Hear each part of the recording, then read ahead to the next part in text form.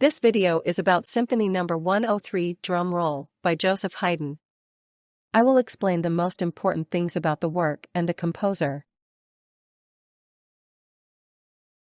Joseph Haydn composed his Symphony No. 103 in E-flat major, known as Drumroll, in 1795. It is one of the last of the famous London symphonies that Haydn wrote for his second trip to England. The nickname Drumroll comes from the unusual beginning with a solo drum roll. Haydn composed this work at the absolute peak of his career. The symphony shows his consummate mastery in composition and orchestration. The symphony mit dem Paukenwirbel follows the classical four-movement structure. The first movement begins with the famous timpani roll, followed by a slow introduction and an allegro con spirito in sonata form. The second movement is an andante piuttosto allegretto with variations. The third movement is a minuet with trio. The fourth movement, a finale allegro con spirito, brings the work to a brilliant conclusion. Each movement has its own character, but together they form a coherent musical whole. The symphony's first movement begins in a highly unusual way with a solo timpani roll. This dramatic introduction was revolutionary for its time and gave the symphony its nickname.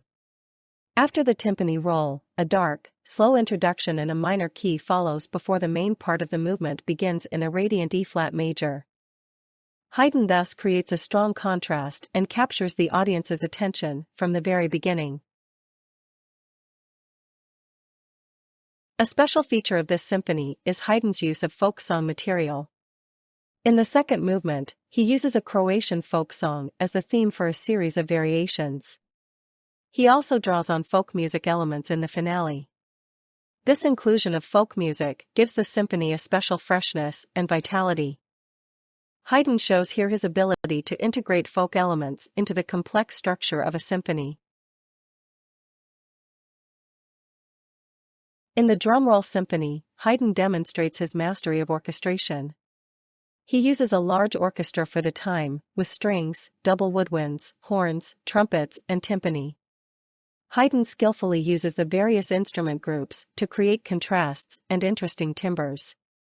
His creative use of the winds and timpani is particularly striking. He creates a rich, diverse palette of sounds, ranging from delicate to powerful passages. The symphony's premiere took place in London on March 2, 1795. It was a great success with both the audience and the critics. The unusual beginning with the timpani roll caused a sensation and was enthusiastically received. The symphony quickly became one of Haydn's most popular works and was performed frequently.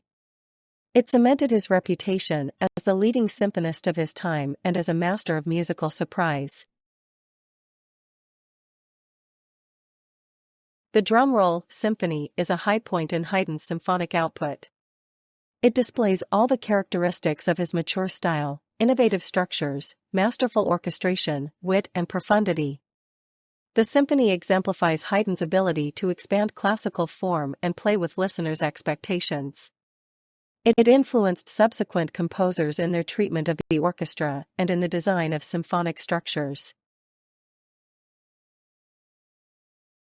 Haydn's musical language in the Drumroll Symphony is complex and expressive. He uses contrasting themes, surprising harmonic turns, and sophisticated rhythmic structures. The symphony shows Haydn's ability to develop themes and create large musical arches. Particularly noteworthy is the way he takes up and processes motifs from the introduction in the course of the first movement. The Drumroll Symphony was written at a time of great political and social upheaval in Europe. The French Revolution and its aftermath shaped public consciousness.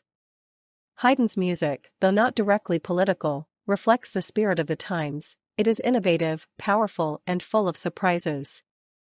At the same time, it shows Haydn's deep roots in tradition and his ability to develop that tradition.